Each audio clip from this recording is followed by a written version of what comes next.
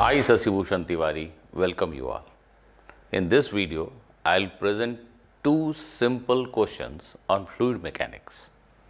I'll give the required solution for the first one, but the second one will be your responsibility. You will have to solve it and write your answer in the comment section of this video. The questions are based on fundamentals, no doubt about it, and students who are going to face JEE in 2027, who are right now in class 11th, can assess their preparation level by solving these two problems. Yes, if you are a student in class 11th right now and you have done lots and lots of problems on fluid mechanics, but you find these questions difficult to answer correctly, then most probably your fundamentals are weak and you have done so many problems, but you have not focused on understanding. So, the main thing to qualify an IIT exam is to focus on understanding of each and every part of the syllabus that has been prescribed. Of course, it does not mean that students who are appearing for JEE this year will not find these questions useful. Yes, these questions are useful for you guys as well, so give it a try. Here is our first question from the chapter of fluid mechanics. I'll read the question for you first. You can always pause the video and give it a try on your own. Water with total mass capital M is poured into a cup of cross-sectional area A. This cylinder kind of thing that you are seeing here, it is a cup of cross-sectional area A, and mass of water in this cup is capital M.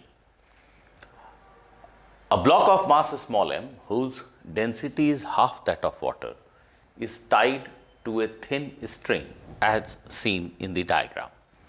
The string is attached to the bottom of the cup. The string is fixed here at the bottom of the cup, and the other end of the string holds the block. The density of the block is half the density of water. Mass of this block is small m and mass of the water, as I said, is capital M. The atmospheric pressure is P naught. Let us represent atmospheric pressure by P naught. What is the total force that the water exerts on the bottom surface of the cup? What is the force exerted by water on the bottom surface of the cup? You can pause the video right here before you actually look at my solution. So, please do pause the video right here and give it a try. For a second, I will get out of the screen so that all of you can capture the question. Here I will proceed with my explanation, my solution to this particular question. The question is pretty straightforward. What is force applied by water on the bottom surface of the container? That is the question. Let us for a moment consider water, only the water as your system. Just think of water as your system and try to study its equilibrium. What forces are acting on water? Just think about water, forget about everything else. Weight of the water, mg, is acting on it downward. Okay. The atmospheric air must be applying a force P naught into A in downward direction on this water. Just think about water. Don't think about the container. Don't think about the block right now. Atmospheric force, weight. Can you see any other force? Any other force? Yes, the force that we are supposed to find. The bottom surface of the container must be applying a force F on the water body. On the water, the bottom of the container is applying an upward force F. Obviously, the same force is being applied by water on the bottom surface of the container in downward direction. So, this is F, this is the F that we are supposed to calculate. Any other force that you see acting on water, anything else? I think you have got it. Water applies a buoyancy force on this block of mass small m. Water applies buoyancy force on the block. Buoyancy force is always vertically upward. So water has applied a buoyancy force on this block in upward direction. From Newton's third law, the block must have applied equal and opposite force on the water. So if I am considering water as my system, then this block here must have applied a downward force, which is equal to buoyancy force applied by water on the block. Now, what is buoyancy force applied by water on the block? Have you figured it out? I hope so. It is 2 mg. Density of this block is half the density of water.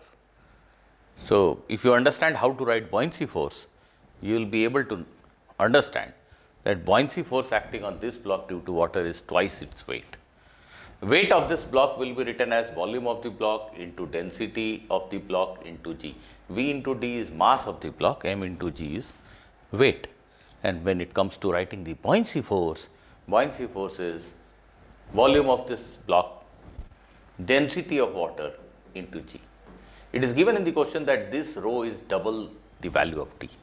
So, the buoyancy force is double the weight of the block. So, buoyancy force applied by water on the block is 2 times small mg. Same amount of force the block must have applied on the water in downward direction, which means if we are studying the equilibrium of water, then these are the forces acting on it. The upward force is this F only, which we are supposed to calculate, and it must be equal to sum of all downward forces, P naught A, that is force due to atmosphere, then 2 mg plus 2 mg and plus capital Mg. So, this is your answer.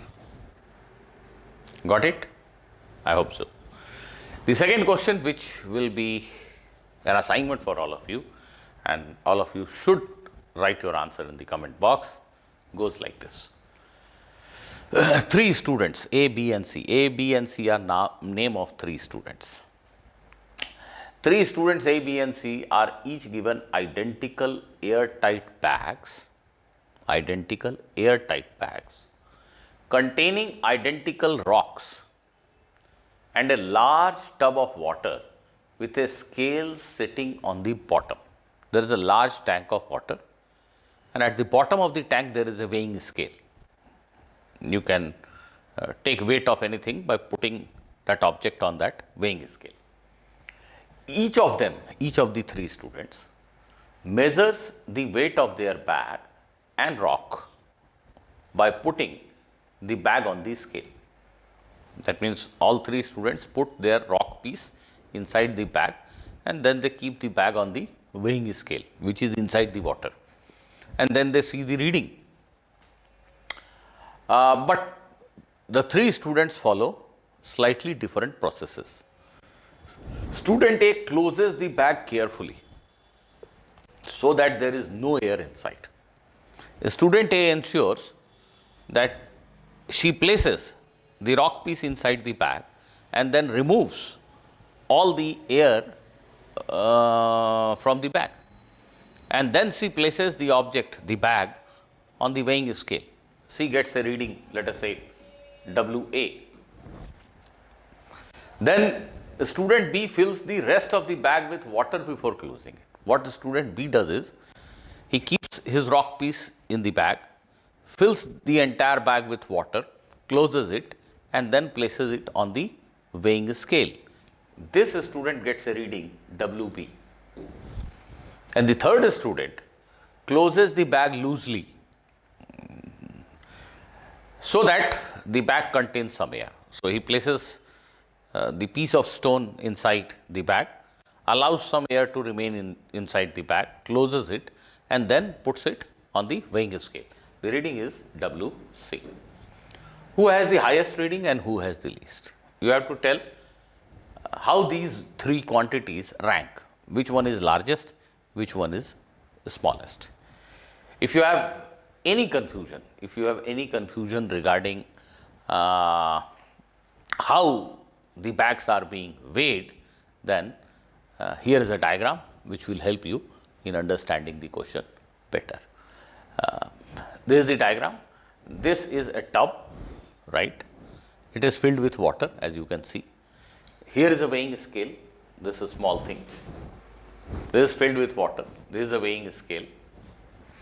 You have a polythene bag like this, and there is a piece of rock.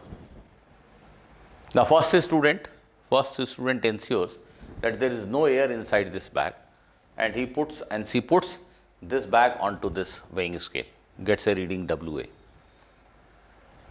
The second student fills the bag with stone as well as some water, and then places it on the weighing scale.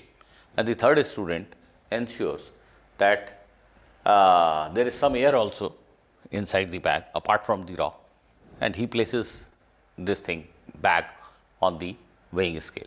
So the three students get reading WA, WB and WC. Which one is largest? Which one is smallest? This is what you have to guess, and please do write your answer in the comment section. See you all in the next video. Have a very good day.